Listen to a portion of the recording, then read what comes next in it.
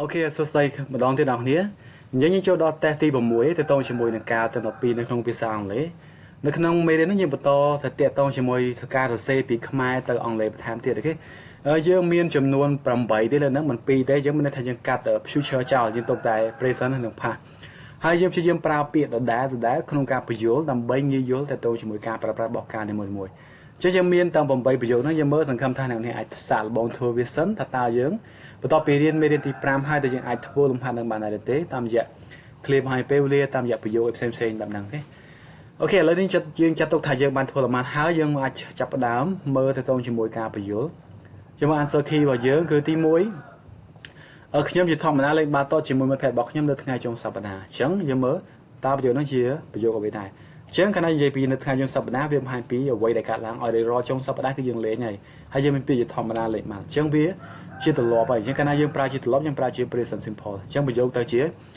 I usually play football with my friends at the weekend អញ្ចឹងបង្ហាញពីទម្លាប់រាល់ចុងសប្តាហ៍គឺយើងលេងយើងប្រើ present simple បែបហ្នឹងអូខេយើងមើលប្រយោគបន្តទៀត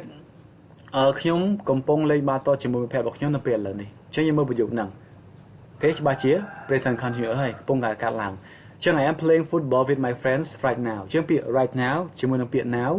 គឺយើងបកប្រែដូចគ្នាទេប្រែថាឥឡូវនេះអូខេយើងមើលបន្តទៀតខ្ញុំនឹងលេងបាល់ទាត់ជាមួយមិត្តភក្តិរបស់ខ្ញុំនៅក្លឹបបាល់ទាត់ downtown ពីម៉ោង5ដល់ម៉ោង7នៅថ្ងៃចុងសប្តាហ៍នេះអញ្ចឹងយើងមើលយើងតើប្រយោគនេះយើងប្រើបែបណាដែរអូខេខ្ញុំនឹងលេងបាល់ទាត់អញ្ចឹងកាលណាយើងលេងកន្លែងណាមួយអាចថាជា arrangement នៅក្នុងន័យហ្នឹងព្រោះយើងមានពេលវេលាមានម៉ោងច្បាស់លាស់អញ្ចឹងការលេងបាល់លុះត្រាតែយើងណាត់ហើយយើងកក់តារាងទៀតអាហ្នឹងវាជា arrangement ហើយវាមិនមែនជាការសមាជិកព្រាមៗទេអញ្ចឹងហើយជួនកាលប្រយោគបែបហ្នឹងយើងអាចប្រើ will បានទេវាទៅជា I am playing football with my friends at downtown football club from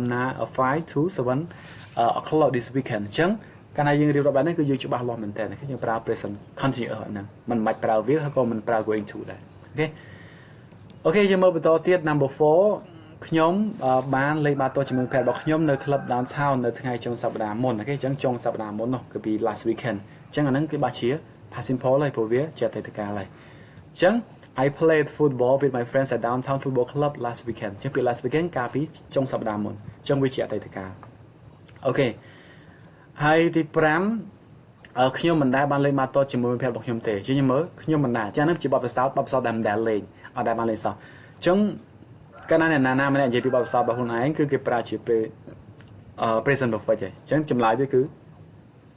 I have never played football with my friends ពីមុនមកក៏មិនធ្លាប់ឥឡូវក៏មិនធ្លាប់ទៅមុខទេក៏មិនធ្លាប់អាចទៅមុខអាចមានក៏មិនដែរពីមុនមកពីបទពិសោធន៍គឺអត់ដែលលេងទេអញ្ចឹងណាអញ្ចឹងយើងប្រើ present perfect អូខេទី6យើងមើលខ្ញុំបានកំពុងលេងបាល់ទាត់ជាមួយមិត្តភក្តិរបស់ខ្ញុំឲ្យរយៈពេល7 1ម៉ោងហើយអញ្ចឹងឥឡូវហ្នឹងកំពុងតែលេងបន្តទៀតអញ្ចឹងលេងតាំងពី1ម៉ោងមុនឥឡូវបន្តបាន1ម៉ោងហើយនៅបន្តទៀតអញ្ចឹងណាជាទូទៅកាលណាលេងបាល់គឺលេងគេលេងជាទូទៅ2ម៉ោងអូខេអញ្ចឹងឥឡូវលេងជិតបាន7 1ម៉ោងហើយអញ្ចឹងការបែបហ្នឹងគឺអ្វីដែលការពីអតីតកាលហើយកំពុងបន្តដល់ឥឡូវហើយនៅបន្តទៅមុខទៀតយើងប្រើ present perfect continuous ទៅជា I have been playing football with my friends for nearly an hour អញ្ចឹងគឺបែបហ្នឹងអូខេទី7យើងមើលខ្ញុំបានលេងបាល់ទាត់ជាមួយមិត្តភក្តិរបស់ខ្ញុំមុនពេលខ្ញុំបានញ៉ាំអាហារពេលល្ងាចជាមួយពួកគេកាលពីម្សិលមិញអញ្ចឹងលេងបាល់ទាត់ចប់បានទៅញ៉ាំបាយកាលអញ្ចឹងណាអញ្ចឹងសម្រាប់សកម្មភាពមួយដែលបានបញ្ចប់មុនសកម្មភាពមួយទៅកាលឡើងអញ្ចឹងយើងប្រើជា past perfect ហើយចឹងទៅជា I had played football with my friends before I had dinner with them yesterday evening អញ្ចឹង past perfect បែបហ្នឹងអូខេយើងមើលលំហាត់ចុងក្រោយខ្ញុំបានកំពុងលេងបាល់ទាត់ជាមួយមិត្តភក្តិរបស់ខ្ញុំរយៈពេល2ម៉ោងអញ្ចឹងអាហ្នឹងខុសពីអាមុខបន្តិចដោយសារតែយើងមានរយៈពេលអញ្ចឹងយើងសង្កេតថាអ្នកនរអាចស្វែងយល់វាបានច្បាស់ជា past perfect ហើយ continuous ព្រោះវាមានរយៈពេល2ម៉ោងអញ្ចឹងតលេងបាល់បាន2ម៉ោងហើយបានគាត់ទៅញ៉ាំបាយជុំគ្នាអញ្ចឹងណាអញ្ចឹងទៅកាន់តែបន្ថែម for អូខេI had been playing football with my friends for 2 hours before I had dinner with them yesterday evening អូខេអញ្ចឹងយើងមើល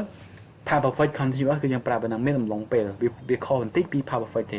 past perfect គាត់ថាវាបានបញ្ចប់មុនញ៉ាំបាយតែនេះបានបញ្ចប់ហើយមានរយៈពេលបន្តិចទៀតរយៈពេល2ម៉ោងអញ្ចឹងទៅណាអូខេអញ្ចឹងវាជាចំណុចគ្នាអូខេអញ្ចឹងសង្ឃឹមថា8ប្រយោគហ្នឹងអ្នកនរគ្នាអាចស្វែងយល់វាបន្ថែមតទៅជាមួយនឹងកាលទាំង8ហ្នឹងយើង4ទៀតយើងកាត់ចោលសិនហើយយើងនឹងបន្តបើសិនជាមានអាចនៅមេរៀនក្រោយបន្តអរគុណច្រើនជួបគ្នានៅមេរៀនផ្សេងទៀត Thank you